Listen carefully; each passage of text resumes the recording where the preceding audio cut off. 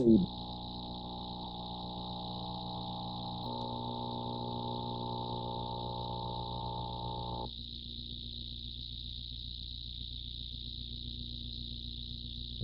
week, Siskel and Ebert review Robert De Niro as Al Capone at war with the Untouchables. A family's strange house guest causes pandemonium in Harry and the Hendersons. And Jack Nicholson wreaks havoc on a New England town in The Witches of Eastwick. It's all coming up next on Siskel and Ebert and the Movies.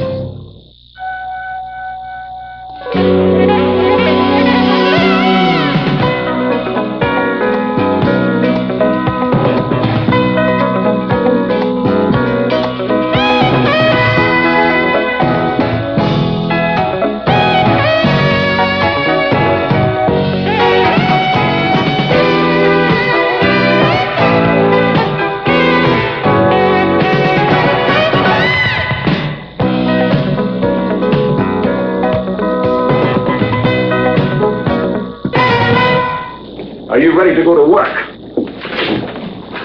Where are we going? On a liquor rig. Need another man.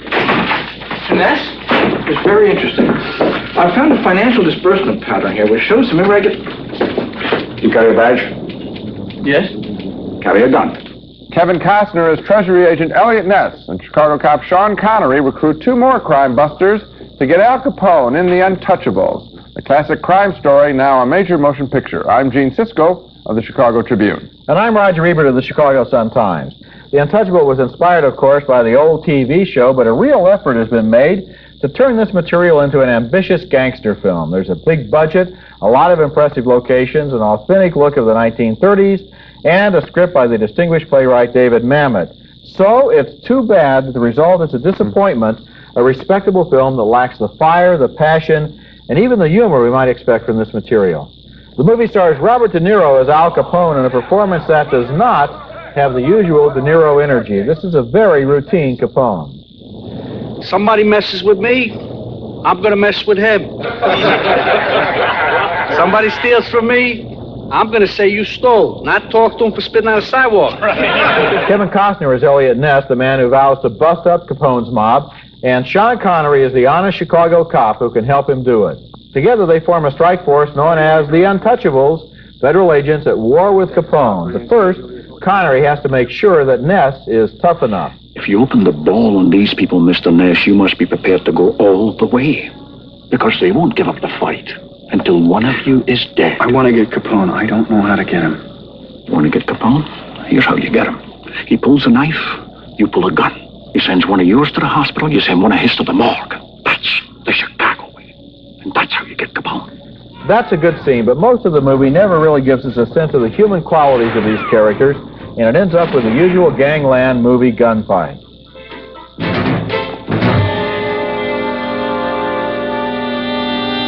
You can see in all of those scenes that this is a great-looking movie, and a lot of effort went into it, but it has nothing new or especially interesting to say about Capone, Elliot Ness, or the whole Prohibition period. It's a curiously lifeless film. It's almost as if it were framed and put on the wall, a film in which everything looks okay, but we don't really feel very much, and that's strange because the director, Brian De Palma, usually does a much better job of shaking me up.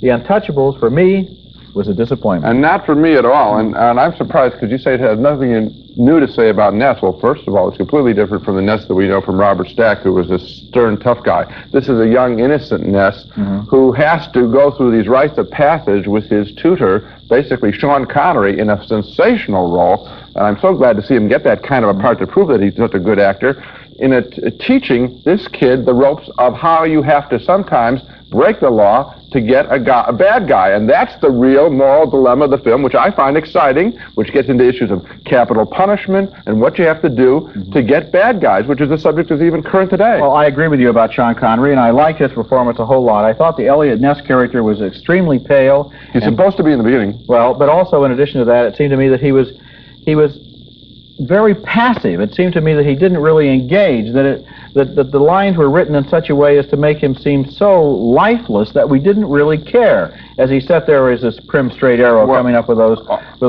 kind of self-justifying lines. I thought he's intentionally sweet at the beginning, and then he gets tougher and tougher and starts to hate himself, And as a routine shootout at the end, I thought the shootout at the end of this film, even though it is derivative from some classic movies, is fabulous. It ripped off Battleship Potemkin, Yeah. which I thought was hardly necessary. But what did you think about Robert De Niro? Weren't you disappointed? His role seemed to be just in a different unit than the rest of the movie. It was like they cleared the screen, De Niro came on, and then he did his thing, and then he's gone again. He didn't interact, really, with the rest of the film. This movie isn't about Capone, and I'm glad it isn't about Capone. It's about Ness and this new cop, Jimmy Malone, and I thought that was exciting. So you agreed with me about De Niro. You were disappointed, too. No, I just didn't think it was important. I think he did it was a small role, and he did it. Nothing special. Well, that doesn't sound like what we expect from De Niro. Yeah, but I think the movie is sensational. Okay. Our next film, and this is a much more gentle film about a monster of sorts, more gentle than Al Capone even. It's about a Bigfoot or a Sasquatch, you know, the big ape that people have been chasing all over North America for years but can't seem to find. The stuff of legends. Well, in the comedy adventure Harry and the Hendersons, a nice suburban family stumbles upon the real McCoy with a resounding thud.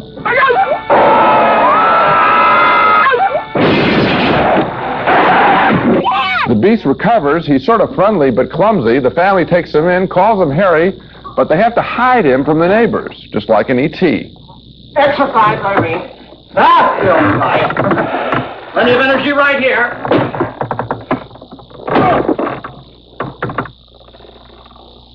Well, maybe it's just rotten meat or eggs. Exactly. No sense standing around breathing it. Thank you for taking care of little Bob. What was that? Ernie's experiment for his science class. He's got one of those gerbils. Sorry, that's all we can show you, the hand. But just imagine a big ape, you get the idea. The film repeats those comedy scenes and then relies on that old reliable of people trying to capture or destroy Harry, including even a passing bicyclist. I brought my poor 10-speed to a complete stop, like I always do at stop signs. When out of nowhere, this humongous hairy thing is standing right in front of me, growling, with these enormous fangs and these giant hands. So I grabbed my mace. What? Mace, you idiot! Stand back. I didn't really mace him. I was about to be eaten. Eaten by a vegetarian? I must admit, I saw this film with an adoring crowd, but I didn't buy that much of the movie. It's no E.T., even though Steven Spielberg served as executive producer of the film. Harry, the ape, reminded me of the big orangutan that is in Clint Eastwood's pal, you know, in Every Which Way But Loose. But that ape was a whole lot funnier, and the way Eastwood related with him was a whole lot funnier than the way this family relates with Harry. They just want to hide him, basically. I don't know, this isn't an offensive movie. Little kids probably will like it. It's just a very manipulative one that anyone who has seen E.T. has seen before and seen done a whole lot better. It's sort of a close call for me, but because the movie is so repetitive, just cute Harry, and then Harry goes boom and destroys the house, that I'm giving it thumbs down. I was disappointed too, and I agree with you, though, that as a kid's movie, it's a pleasant, probably funny entertainment. But what it lacks is any sense of awe about the fact that there could be a Bigfoot, an unknown creature living out there in the woods, having a mind of its own, a lifestyle of its own, so to speak, if you could talk about Bigfoot's lifestyle, and that he comes into civilization and we can interact with him. We're interacting here with essentially a wind-up toy. That's Harry is so cute, so gentle, and so lovable that there is no sense of mystery, no sense of awe, and no belief that he's really Bigfoot. I think the word that you're talking about is awe, which is what we had with E.T. You held your breath. Here you're watching basically a slapstick sequence. When we come back, Jack Nicholson stars as a diabolical character who grants the wishes of the witches of Eastwick. Are you going to seduce me too? Witches of Eastwick, and it's based on John Updike's novel about 3 Connecticut housewives who would like a little more excitement in their lives, and they get a lot more than they really bargained for. As the 3 so-called witches, the movie stars here, from left to right, Susan Sarandon, Cher, and Michelle Pfeiffer, who get to thinking one day about what kind of a man they'd like to meet. A stranger, that would be interesting. A tall, dark prince traveling under a curse. They say you ought to be careful about what you ask for because you just might get it. And that's what happens to them when a strange man named Darrell Van Horn turns up in town. He's played by Jack Nicholson. This guy has the strange ability to read your mind. He's able to tell each woman exactly what she wants to hear. Do you know the entire witchcraft scare? I mean, isn't Christ as far back as the 14th century was started by the medical profession? That's right. They were trying to get midwives out of the childbirthing business. That's what they were. Most of the women that they burned, midwives. Is that true? You better believe it. Just another example of male-dominated professional society exploiting females for their own selfish purposes. And there's that famous Nicholson smirk. Eventually, the three women decide they were happier when they were bored, and they use voodoo to try to get rid of Nicholson. And, some chocolate chip. Okay? Oh, my legs! What is it? The Witches of Eastwick is an odd, strange goofball movie, and I liked it a lot. It's not afraid to be eccentric, and it isn't afraid to allow all of its actors to really stretch into the kinds of people we don't see every day. Yeah, no kidding. Especially in Eastwick. It's quite possible that no actor except Jack Nicholson in the whole world could have played the role of Darrell Van Horn, certainly quite this way, the devil who comes to live in Eastwick. He has a way of raising those eyebrows and giving us that big, diabolical grin, and we know he's capable of anything, literally. And as for Susan Sarandon, Michelle Pfeiffer, and Cher, they're like a trio. Their timing is wonderful. They're great when they're playing Nicholson's foils, and at the end of the movie, when they get their revenge, you can almost feel the fun they're having. And I had a whole lot of fun, too. I had a whole lot of fun for, I'd say, about two-thirds of the movie. And Nicholson, I mean, he's a national treasure now. I think he is our biggest star. I think he's going to last for centuries. I mean, he is. Decades, for sure. When he goes sliding across the bed in his pajamas as the devil, I mean, that's just a beautiful scene. That's just wonderful. Then, at the end of the picture, they start to use some special effects and gloppy stuff and twisting bodies and stuff that comes out of horror films. Yeah. And I felt badly that they did that with Jack Nicholson, because Jack Nicholson doesn't need special effects. I said this about Eddie Murphy in The Golden Child. He is a special effect in himself, and I don't think that he needed all of that glop at the end. Cut that out. I think you got a perfect movie. Well, they use the special effects, but I don't think they use them the way they use them in horror films. The special effects here are more like a comedic backdrop to what's happening, rather than the subject, which is the case in horror films. Throw them out, you still got a better picture, right? But you recommend it, right? You bet. Me too. I liked it a lot. Coming up next, we're going to expand our weekly video segment to take you into the back shelves of your local video store, back where it says horror videos, and where kids are devouring some awful films that we call the video nasties. Orville Redenbacher. If you are a teenager, you may not have heard of the term video nasties or gross-out films. These terms refer to a whole group of pictures full of blood and guts, sometimes real, sometimes fake. And kids are renting them voraciously and holding video nasty parties in their homes to see if they are man enough or woman enough to sit through all this disgusting gore. The trend is so popular that some stores have devoted entire shelves to this gory stuff under the horror label, but this isn't regular horror pictures. This is stuff that is simply blood and guts. And the most popular nasty of them all is a piece of trash called Faces of Death, which purports to be a professor's investigation of death worldwide in his effort, he says, to gain knowledge about the fragility of man. Sure, and I'm the Easter Bunny. The professor is played by an actor who looks like the original absent-minded professor, and what he shows us in Faces of Death are autopsies, murders that were on news programs, and footage, frankly, that no news station would put on because it's too gross. Two couples supposedly cracking open the head of a monkey and eating its brains. Don't worry, we won't show you that scene. But I found a lot of seemingly fraudulent stuff, too, including this tricked-up scene, I think, of a couple feeding a bear in a national park and getting mauled. Don't worry, there are a whole bunch of flash cuts when the attack occurs, which makes the stuff suspect, and there's no gross-out scene here. Bob, be careful. Be careful, Bob.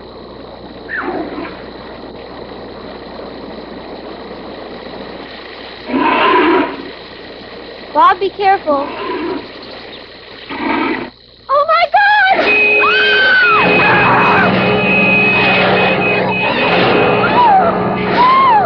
Well, I have a lot of questions about that scene. Why could we hear the woman's voice screaming at her husband to back off and then not hear her at all? Especially when he's being attacked. That's when you should hear the woman's voice. Did she stop talking while her husband was being attacked? And then, where was that second camera during the attack from the other car? Did the cameraman from the other car, while there's a bear out there mauling some guy, decide, hey, this is a good time, I'll get closer. Maybe I can get mauled too, the dummy. But beyond that is the sickness and shoddiness of this entire film. This is more than just a Halloween party gag. It is truly disgusting and badly made. And of course, the issue which we'll deal with later is the easy access kids have to this material in many video stores. In the case of a whole lot of these things, and I also looked at Faces of Death Part 2 and Faces of Death Part 3, you get that phantom second camera, because we know that TV crews only send out one camera with on a news event, and then you have the shot of the camera. Right. So what did they take that shot with? The Faces of Death was popular enough, as I said, to inspire 2 sequels, and in watching Part 3, in which a man jumps to his death from a building, another one is eaten by guard dogs, and a third one parachutes into an alligator pond, I was truly disgusted. The most terrible thing that I have ever witnessed was one evening I'd come out on the patio and I see this man coming down in a parachute, and he landed right in the cockpit.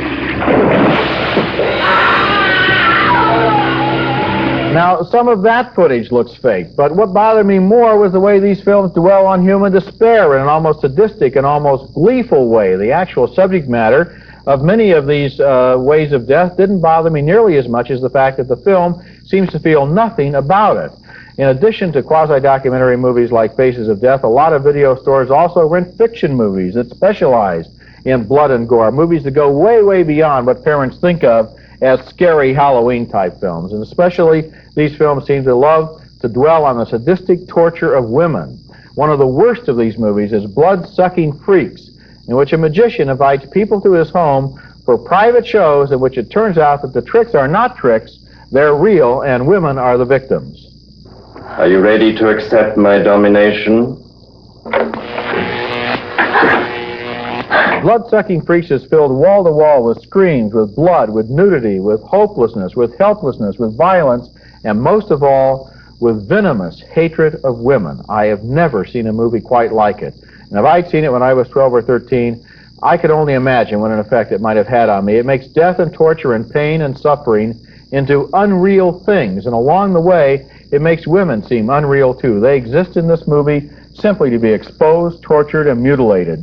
It's hard to believe, and I don't believe, that parents are really aware of what's contained in those films and still let their kids watch them. That's the point of the show, I guess, to say, hey, there's such a thing as a horror film. There's even such a thing as Friday the 13th. But do you know about these nasties that they're selling as a special category to kind of appeal to your kids to show at pajama parties when the adults are all asleep or next door? And the ultimate pornography is just what you said, because it's done in the guise of a party. Yeah. Let's have fun. And what is the fun? Watch people get cut up, watch people die. And the effect, I'm going to play amateur psychologist, and the effect is that you can confuse pain with entertainment. And when that confusion is made, the whole world is in a lot of trouble. It made me think of that movie we reviewed a couple of weeks ago called The River's Edge, where one of the teenagers kills his girlfriend and the other kids look around at the body for 3 days without telling the cops, because to them, it's not really real. Coming up next, look at what some video stores are doing to control video nasties, and we'll also offer a few suggestions